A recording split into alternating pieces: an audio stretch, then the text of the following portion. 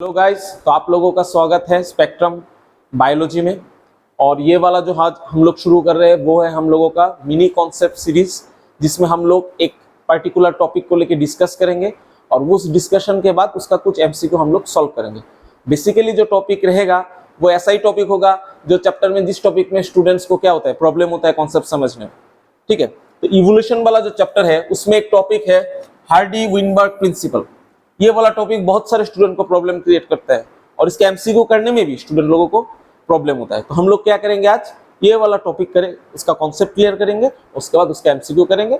उम्मीद करते हैं इस वीडियो को करने के बाद आपका जो हार्डी-विनबर्ग प्रिंसिपल को लेकर कॉन्फ्यूजन है वो क्लियर हो जाएगा। और ये बहुत इंपॉर्टेंट टॉपिक है, ये ना सिर्फ नीट में आता है बल्कि सीयूईटी में भी आता है, सीएसआई और नेट में भी ये बहुत इंपॉर्टेंट टॉपिक है। ठीक है, चलिए शुरू करते हैं। तो पहला हो गया कि आपका हार्डी-विनबर्ग प्रिंसिपल। क्या होता है हार्डी-विनबर्ग प्रिंसिपल? हार्डी-विनबर्ग ने बोला था कि कोई भी पॉपुलेशन इक्विलिब्रियम में अगर रहेगा तो उसको कुछ क्राइटेरिया होना चाहिए। ठीक है, और उस क्राइटेरिया के अनुसार उन्होंने एक इक्विलिब्रियम का फॉर्मूला दिया था। तो हम लोगों को ये फॉर्मूला समझने से पहले कुछ कॉन्सेप्ट समझना पड़ेगा कि एलील क्या होता है, जीन क्या होता है, होमोजाइगोटिक जीन क्या होता है, मतलब जो होमोजाइगोटिक एलील होता है उसमें डोमिनेंट क्या है, रिसेसिव क्या है, वो वाला कॉन्सेप्ट हम लोगों को समझना पड़ेगा। तो पहले हम लोग क्या करेंगे, वो वाला कॉन्सेप्ट को क्लियर करते हैं। ठीक है, चलिए।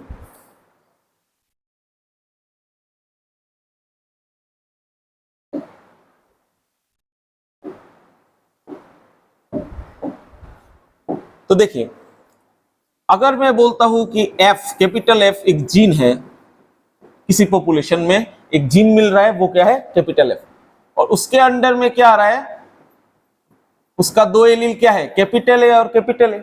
मतलब क्या है, ये दोनों है एलील्स और दोनों कैपिटल है, तो ये होगा डोमिनेंट, और दोनों सेम है तो ये हो जाएगा होमोजाइगोटिक। किसी पॉपुलेशन में अगर स्मॉल एफ एक जीन है, ठीक है, और उस जीन का एलील है स्मॉल ए और स्मॉल ए, इसका मतलब ये दोनों क्या हो गया, रिसेसिव एलील्स। और रिसेसिव होगा तो उसका क्या होगा, दोनों सेम है तो होमोजाइगोटिक होगा। होमोजाइगोटिक है लेकिन रिसेसिव है ये वाला एलील। और एक एलील भी तो हो सकता है, कैपिटल ए और स्मॉल ए मिलके, तो ये वाला क्या होगा, हेटेरोजाइगोटिक होगा। क्या होगा ये वाला, हेटेरोजाइगोटिक होगा। ये वाला कॉन्सेप्ट बहुत इंपॉर्टेंट है, ये वाला आप समझ में आ गया तो आपका ऑलरेडी ये सॉल्व हो गया। अब दूसरा क्या समझना है हम लोगों को इस वाले पोर्शन से, कि सपोज जो ए एलील है उसका फ्रीक्वेंसी क्या होगा, उसका फ्रीक्वेंसी हम लिख लेते हैं पी है। अब फ्रीक्वेंसी का कैसे निकालेंगे, फ्रीक्वेंसी का मतलब होगा कि नंबर ऑफ ए एलील्स, एक पॉपुलेशन में जितना सारा नंबर है किसका, ए एलील का, divided by number of total allele. Total जितना एलील है उससे क्या, उसको डिवाइड करना है, और डिवाइड करेंगे जो रिजल्ट आएगा वो क्या निकलेगा, वो निकलेगा ए एलील का फ्रीक्वेंसी। क्या निकलेगा, वो ए एलील का फ्रीक्वेंसी। यहां पर स्मॉल एफ क्या डिनोट कर रहा है, फ्रीक्वेंसी डिनोट कर रहा है। क्लियर है? तो ए एलील का फ्रीक्वेंसी कितना होगा, पी, और स्मॉल ए जो एलील है उसका फ्रीक्वेंसी क्या होगा, उसका फ्रीक्वेंसी होगा क्यू। तो क्या हो गया, कैपिटल ए का फ्रीक्वेंसी कितना है पी, स्मॉल ए का फ्रीक्वेंसी कितना है क्यू। कैपिटल ए क्या मिल सकता है, डोमिनेंट में मिल सकता है कैपिटल ए और capital A, small A recessive में मिल सकता है स्मॉल ए या स्मॉल ए, और कैपिटल ए और स्मॉल ए मिलकर बनाएगा क्या, हेटेरोजाइगोटिक एलील फॉर्मेशन कर सकता है। ये वाला कॉन्सेप्ट समझ में आ गया। अब देखते हैं, तो इन्होंने बोला कि सपोज अगर एलील आता है ए और ए, दो एलील एक साथ, ये एक जीन है, ठीक है, तो उसका फ्रीक्वेंसी क्या होगा, पी स्क्वायर। दो ए के लिए दो पी स्क्वायर होगा। और अगर स्मॉल ए और स्मॉल ए दो एलील है तो इसका फ्रीक्वेंसी क्या होगा, क्यू स्क्वायर होगा। और अगर स्मॉल ए और कैपिटल ए है तो उसका फ्रीक्वेंसी क्या होगा, 2pq होगा। उसके अनुसार ही उन्होंने जो फॉर्मूला लिखा था हार्डी विनबर्ग ने, वो था p square plus 2pq plus q square, और लिखा था ये इक्विलिब्रियम में रहेगा, मतलब 1। तो ये वाला इक्वेशन हम लोगों को समझ में आ गया। p क्या डिनोट कर रहा है, फ्रीक्वेंसी डिनोट कर रहा है कैपिटल ए एलील का। q क्या डिनोट कर रहा है, फ्रीक्वेंसी डिनोट कर रहा है किसका, स्मॉल ए का। और pq 2pq डिनोट कर रहा है फ्रीक्वेंसी किसका, ये डिनोट कर रहा है 2pq फ्रीक्वेंसी ऑफ कौन सा, ए और स्मॉल ए यानी हेटेरोजाइगोटिक एलील का। ये वाला पार्ट हमको समझ में आ गया। तो वही लिखा है यहाँ पर कि अगर फ्रीक्वेंसी एलील स्मॉल ए का क्यू है तो ए का कौन सा होगा, स्मॉल ए का क्यू स्क्वायर, कैपिटल ए का कौन सा होगा, पी स्क्वायर क्यू, मतलब 2 ए के लिए 2p, ठीक है। और अगर कोई एलील ए और स्मॉल ए है तो इसका क्या होगा, फ्रीक्वेंसी 2pq होगा। उसके अनुसार ये फॉर्मूला बैठता है कौन सा वाला, ये वाला, और ये इक्विलिब्रियम में इक्वल्स टू होगा 1। तो हम इसको लिख सकते हैं p plus q square equals to 1 आराम से।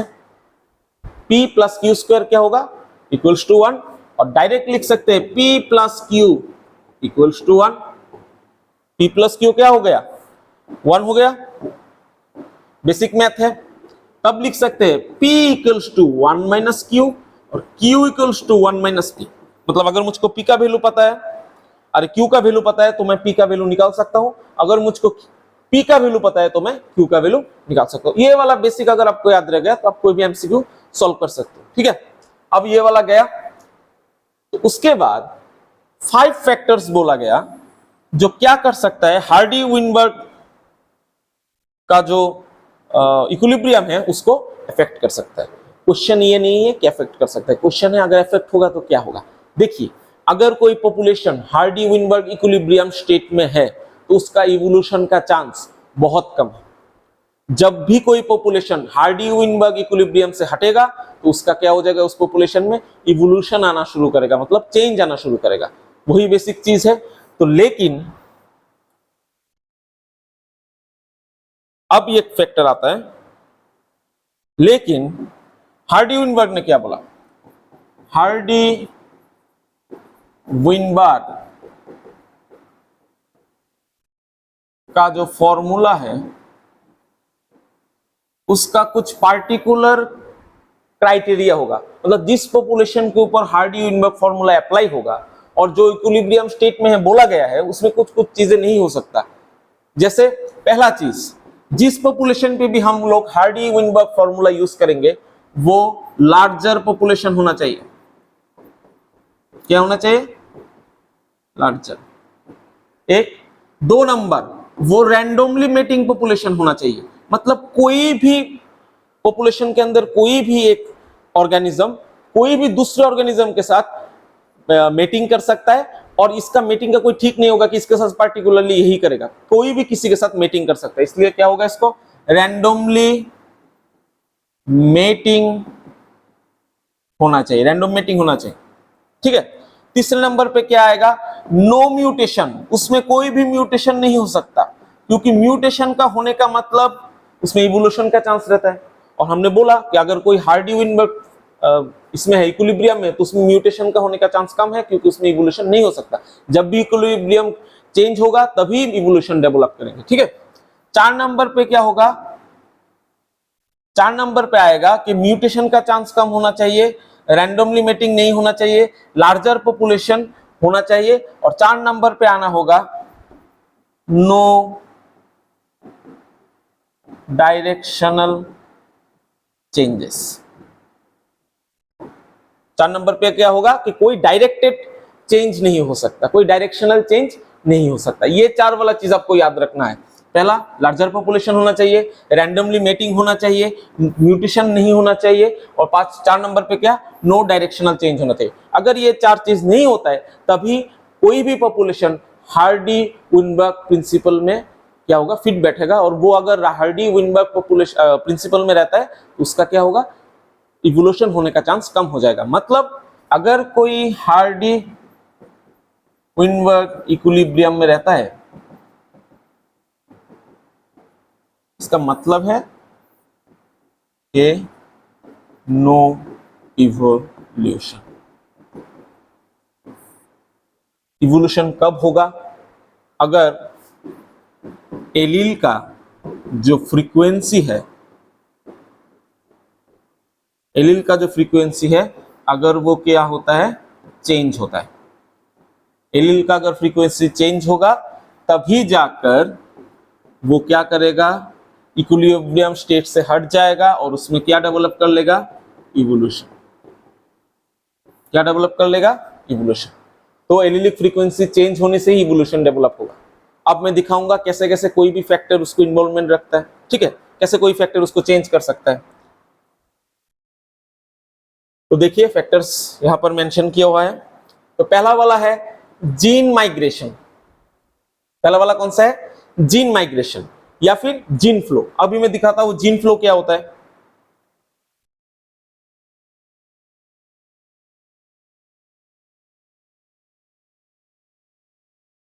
तो ये वाला जो है स्लाइड वो जीन माइग्रेशन दिखा रहा है। क्या होता है देखिए, ये एक पॉपुलेशन है, उसमें क्या है, ऑर्गेनिजम्स। किसी कारण से यहां से जो ऑर्गेनिज्म है वो एक नया पॉपुलेशन में चला गया, और जब ये वाला ऑर्गेनिज्म नया पॉपुलेशन में चला जाएगा तो उसमें क्या होगा, इसका जो एलील का फ्रीक्वेंसी है वो चेंज होगा और उसमें इवोल्यूशन डेवलप करेगा। इसलिए हम बोलते हैं कि जेनेटिक फ्रीक्वेंसी जेनेटिक माइग्रेशन होगा तो क्या होगा, एलीलिक फ्रीक्वेंसी चेंज होगा, और एलील का अगर फ्रीक्वेंसी चेंज होगा तो इवोल्यूशन डेवलप कर सकता है। इसलिए जीन माइग्रेशन जो फैक्टर है वो क्या करता है, इवोल्यूशन को होने में मदद करता है, और वो हार्डी-विनबर्ग जो इक्विलिब्रियम है उसका क्या करता है, चेंज कर देता है। ठीक है, सेकंड वाला चीज क्या आएगा आपका, सेकंड वाला आएगा जेनेटिक ड्रिफ्ट। जेनेटिक ड्रिफ्ट में क्या होता है, सडनली अगर कहीं से भी जीन का जो माइग्रेशन है वो एक पॉपुलेशन में दूसरे नए एक पॉपुलेशन में चला गया, उसके चलते क्या होगा, नया पॉपुलेशन का एलीलिक फ्रीक्वेंसी चेंज हो जाएगा। लेकिन जेनेटिक ड्रिफ्ट और जीन माइग्रेशन में चेंज क्या है, जेनेटिक ड्रिफ्ट जो होता है वो लेस पॉपुलेशन में होता है। जेनेटिक ड्रिफ्ट क्या होता है, लेस पॉपुलेशन में होता है। ठीक है, तो जेनेटिक ड्रिफ्ट जो है वो दो टाइप का हो सकता है। ये वाला जो है ये फाउंडर इफेक्ट, जिसमें क्या हुआ, सडनली कोई भी कारण से एक क्या हो गया, जीन का जो माइग्रेशन हुआ वो कहां पर जाके हुआ, नए एक पॉपुलेशन में, लेकिन वो लेस इन नंबर होना चाहिए जो पॉपुलेशन, जब उसको बोलेंगे हम जेनेटिक ड्रिफ्ट, जिसका एक टाइप क्या है, फाउंडर इफेक्ट।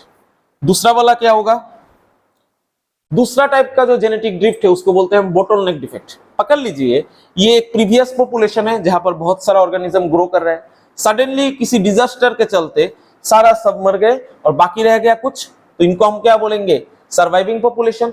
और ये वाला सर्वाइविंग पॉपुलेशन फिर से ग्रो करना शुरू करेगा, जिसके चलते एक नया पॉपुलेशन आएगा। इससे क्या होगा, पहले वाले जो था उसका चेंज होके यहाँ पर क्या हुआ, एलिलिक फ्रीक्वेंसी का चेंज आया, एलील का फ्रीक्वेंसी चेंज हुआ तो इक्विलिब्रियम चेंज हुआ, इक्विलिब्रियम चेंज हुआ तो यहाँ पर क्या डेवलप कर लिया, इवोल्यूशन डेवलप कर लिया। हो गया, तो इस टाइप के जो चेंजेस है उसको हम क्या बोलेंगे, बॉटलनेक इफेक्ट बोलेंगे। और बॉटलनेक इफेक्ट किसमें होता है, जेनेटिक ड्रिफ्ट का ही टाइप होता है। ठीक है, तो ये वाला दोनों हम लोगों का क्लियर हो गया। अब चलिए तीसरा वाला क्या है, तीसरा वाला है म्यूटेशन। तो मैंने पहले ही बोला अगर म्यूटेशन हो गया तो हार्डी-विनबर्ग का जो इक्विलिब्रियम है वो चेंज होगा, और वो चेंज होगा तो क्या होगा, इवोल्यूशन आएगा। तो म्यूटेशन भी इफेक्ट कर सकता है हार्डी-विनबर्ग इक्विलिब्रियम को। चौथा नंबर पे क्या है, जेनेटिक रिकॉम्बिनेशन, यानी म्यूसिस में जो होता है। हार्डी-विनबर्ग ने बोला अगर जेनेटिक रिकॉम्बिनेशन होता है तो उसके चलते क्या हो सकता है, उसका जो इक्विलिब्रियम है किसी पॉपुलेशन का वो चेंज हो सकता है, उसके चलते उस पॉपुलेशन में क्या आ सकता है, इवोल्यूशन आ सकता है। ठीक है, आखिरी वाला क्या है, नेचुरल सिलेक्शन। नेचुरल सिलेक्शन के चलते भी इक्विलिब्रियम चेंज होके उसमें इवोल्यूशन हो सकता है। तो ये है मेनली जो 5 फैक्टर जो इन्वॉल्व है इसमें, हार्डी-विनबर्ग के इक्विलिब्रियम में। और ये अगर 5 फैक्टर चाहे तो हार्डी-विनबर्ग इक्विलिब्रियम को क्या कर सकता है, चेंज कर सकता है। अब हम लोग पढ़ेंगे जीन माइग्रेशन क्या है। तो मैंने पहले भी बोला, when the migration of a section of population to another place occur, gene frequencies change into original S. बोला कि अगर माइग्रेशन होता है जीन का, मतलब ऑर्गेनिज्म एक पॉपुलेशन से अगर दूसरे पॉपुलेशन में चला गया तो दूसरे पॉपुलेशन का जो इक्विलिब्रियम स्टेट था उसको चेंज कर देगा। ठीक है, सेकंड है जीन फ्लो। जीन फ्लो का मतलब है जीन माइग्रेशन अगर बार बार हो रहा है, एक बार नहीं 4 बार हुआ, 5 बार हुआ, 6 बार हुआ, तो उसको हम क्या बोलेंगे? जीन फ्लो बोलेंगे। जेनेटिक ड्रिफ्ट, जेनेटिक ड्रिफ्ट मतलब सडनली एक चेंज हुआ, कोई बाय चांस अगर सडनली क्या होता है, जेनेटिक फ्रीक्वेंसी चेंज होता है और उसके चलते नए पॉपुलेशन के ऊपर अगर इफेक्ट करता है, उसको जेनेटिक ड्रिफ्ट बोलते हैं। लेकिन जेनेटिक ड्रिफ्ट लेस पॉपुलेशन वाले जगह पे होता है, लार्जर पॉपुलेशन में जेनेटिक ड्रिफ्ट नहीं होता। और जेनेटिक ड्रिफ्ट का दो टाइप है, मैंने एक बोला आपको बोटलनेक इफेक्ट, और एक क्या बोला मैंने आपको, एक होगा बोटलनेक इफेक्ट और एक होगा आपका फाउंडर इफेक्ट। तो ये वाला याद रखना है बस, ठीक है। तो हम लोगों को इस जगह से क्या याद रखना है? दो चीजें याद रखना है। पहला वाला क्या है? पहला वाला याद रखना है कि हार्डी विनबर्ग इक्विलिब्रियम, या फिर जिसको हम कह सकते हैं जेनेटिक इक्विलिब्रियम।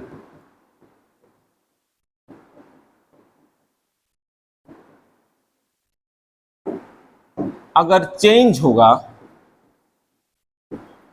तो ये रिजल्ट करेगा किसमें? इवोल्यूशन। अगर चेंज नहीं होगा, इवोल्यूशन का चांस भी कम हो जाएगा। और ये डिपेंड करता है चेंज किसके ऊपर? एलिलिक फ्रीक्वेंसी के ऊपर। अगर एलिलिक फ्रीक्वेंसी चेंज होगा तभी जाकर इवोल्यूशन होगा। बात सेम है, एलिलिक फ्रीक्वेंसी चेंज होगा तो जेनेटिक इक्विलिब्रियम चेंज होगा, और जेनेटिक इक्विलिब्रियम चेंज होगा तो इवोल्यूशन डेवलप कर लेंगे। अभी एक इजी एग्जांपल दिखाता हूं आप लोगों को। तो ये देखिए, ये एक पॉपुलेशन है जिसमें 3 टाइप का क्या मिल रहा है? एलील मिल रहा है, सॉरी 2 टाइप का एलील मिल रहा है और 3 टाइप का हम लोगों को क्या मिल रहा है? जीन मिल रहा है। पहला वाला देख लेते हैं। तो पहला वाले में देखिए, ये कैपिटल जी और कैपिटल जी मतलब क्या है? ये डोमिनेंट वाला है, तो ये क्या है? डोमिनेंट वाला है। और ये डोमिनेंट है प्लस क्या है? होमोजाइगोटिक है। दोनों कैपिटल है और दोनों कैपिटल है और सेम है, इसलिए होमोजाइगोटिक। ये वाला क्या होगा? ये रिसेसिव है, दोनों स्मॉल जी है, इसके चलते दोनों क्या है? रिसेसिव एलील है, लेकिन सेम है तो इसके चलते ये भी क्या होगा? होमोजाइगोटिक। और जो बाकी रह गया वो कॉम्बाइंड वाला, इसमें क्या होगा? ये होगा आपका हेटेरोजाइगोटिक। हेटेरोजाइगोटिक किस लिए? एक कैपिटल जी एक स्मॉल जी। तो अगर मैं इसका पकड़ लेता हूं कि जो जी वाला एलील है उसका फ्रीक्वेंसी है P, और जो स्मॉल जी वाला एलील है उसका फ्रीक्वेंसी है Q, तो फॉर्मूला आएगा P square plus 2PQ plus Q square equals to 1। ये 1 क्या डिनोट कर रहा है? इक्विलिब्रियम स्टेट को डिनोट कर रहा है, ठीक है। अब देखिए, P का मतलब क्या है? 2G है, एक P के लिए 1G। 2PQ का कौन डिनोट कर रहा है? 2PQ किसका फ्रीक्वेंसी डिनोट कर रहा है? 2PQ फ्रीक्वेंसी डिनोट कर रहा है G और स्मॉल g का। और स्मॉल q किसका फ्रीक्वेंसी डिनोट कर रहा है? स्मॉल q डिनोट कर रहा है किसका? स्मॉल g का। तो इसका मतलब 2q है, तो इसका मतलब क्या? स्मॉल g और स्मॉल g का फ्रीक्वेंसी कौन सा है? q square. सेम चीज को बुक में a से लिखा, इसका मतलब ये वाला फ्रीक्वेंसी है किसका? a का। ये वाला किसका है? ये स्मॉल a का। और ये वाला किसका है? स्मॉल a का। तो यहाँ पर मैं लिख लेता हूं, p स्क्वायर किसका फ्रीक्वेंसी है? Frequency of q square, frequency of किसका? स्मॉल एलील का। और 2pq किसका फ्रीक्वेंसी है? कैपिटल है स्मॉल। यही है चैप्टर, इसमें ज्यादा कुछ नहीं। अब हम लोग क्या करते हैं? एमसीक्यू सॉल्व करते हैं। चलिए, यही दिखाया। p स्क्वायर है किसका? Capital G. 2pq किसका? g और स्मॉल g। q स्क्वायर किसका? स्मॉल g और स्मॉल g का। फ्रीक्वेंसी ये सब क्या डिनोट कर रहा है? ये सब डिनोट कर रहा है फ्रीक्वेंसी। क्या डिनोट कर रहा है ये? फ्रीक्वेंसी। और दूसरा क्या याद रखना है हम लोगों को? यहाँ से याद यह रखना है कि p plus q square equals to 1 होगा फॉर्मूला के अनुसार। मतलब p plus q equals to क्या होगा? 1 होगा। मतलब p equals to 1 minus q होगा, जिसका मतलब अगर q का वैल्यू पता है तो p निकाल सकते हैं, p का वैल्यू पता है तो q भी निकाल सकते हैं, ठीक है। चलिए, अब हम लोग एमसीक्यू सॉल्व करते हैं। पहला वाला एमसीक्यू देखिए, ये नीट में आया है। According to Hardy Weinberg equilibrium the allelic frequencies in a population with remain constant form generation to generation. बोला कि हार्डी-विनबर्ग ने बोला अगर इक्विलिब्रियम में है उसका मतलब उसका जो एलील का फ्रीक्वेंसी है वो जनरेशन टू जनरेशन क्या होगा, कांस्टेंट रहेगा। तो बोला कि कब रहेगा, मैंने आपको बोला था 4 चीज होगा तभी इक्विलिब्रियम में रह सकता है। पहला क्राइटेरिया क्या था, लार्जर पॉपुलेशन होना चाहिए, मतलब ये वाला ट्रू है। नॉन रैंडम मेटिंग नहीं, हार्डी-विनबर्ग इक्विलिब्रियम में क्या होगा, रैंडमली मेटिंग होगा, मतलब रैंडम मेटिंग होगा। रैंडम क्या होगा, मेटिंग होगा। तो इसका मतलब क्या है, ये वाला गलत है। तीसरा वाला बोला there should be differential success among the organism of the population, तो ये वाला भी गलत है। और तीसरे वाले में क्या बोला, there should be no mutation और large migration. Large scale migration मतलब किसका, जीन माइग्रेशन का बात कर रहा है।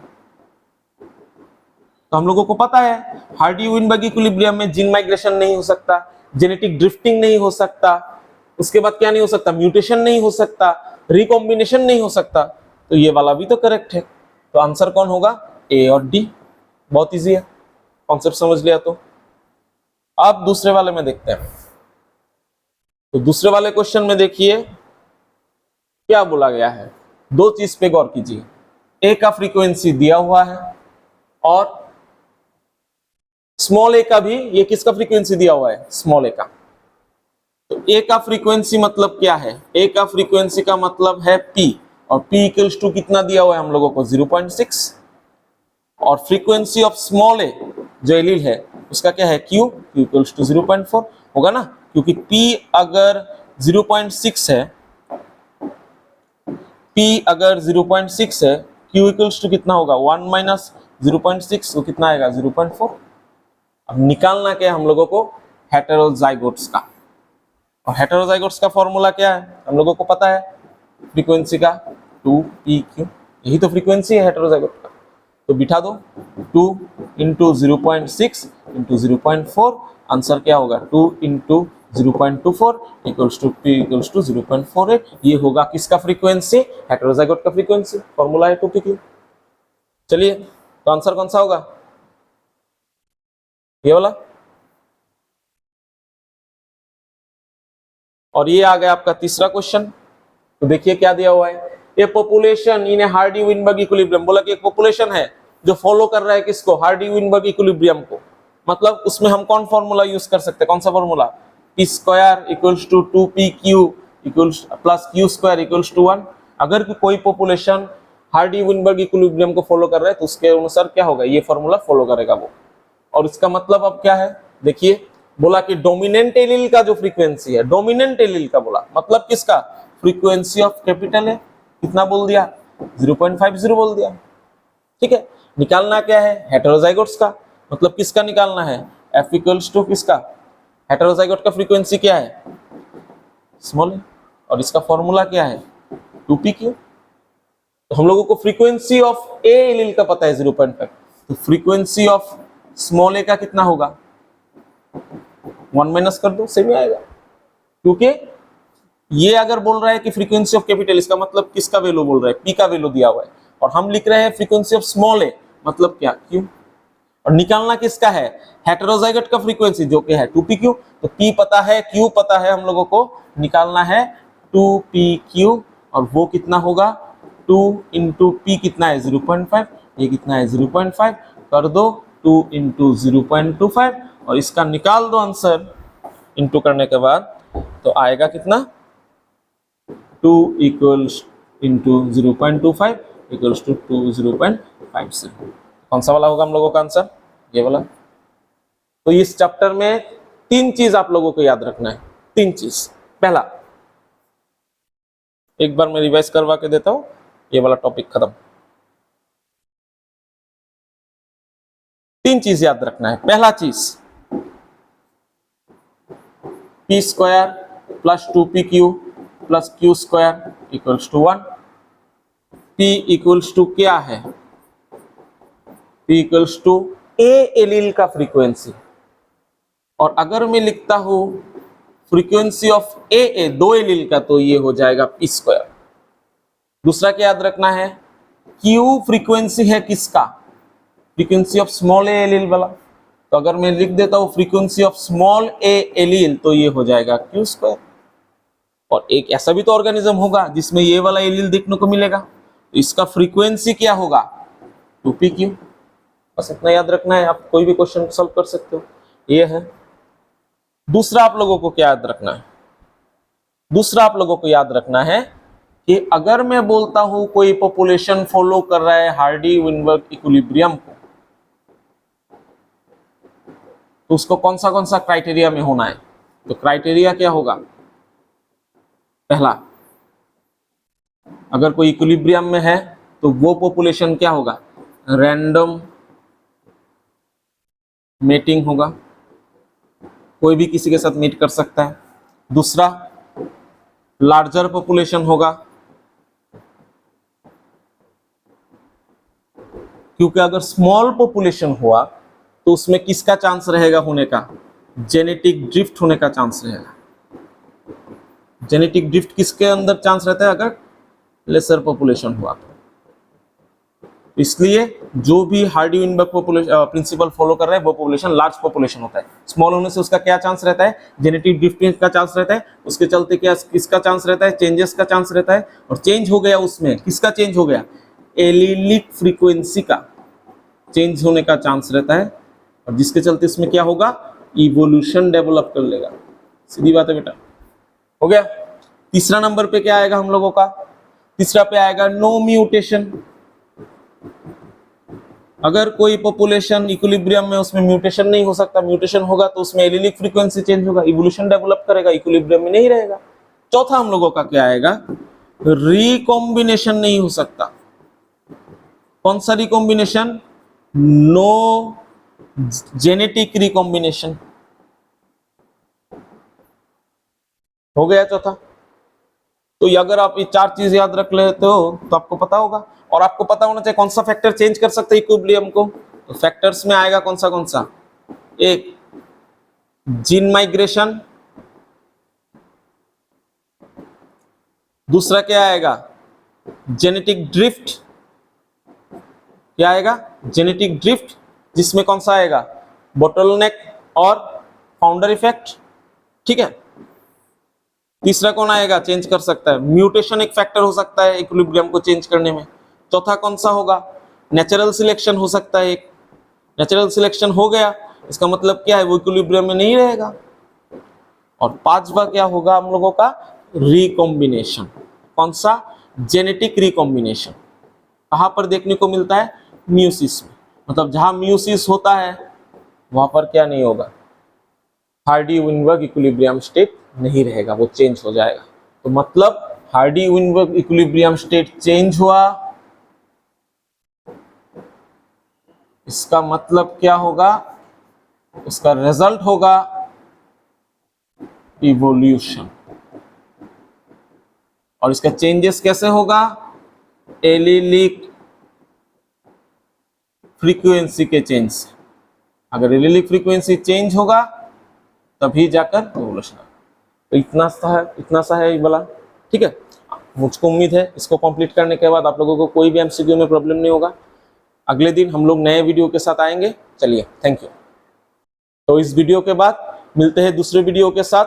Please like, subscribe our channel. Thank you.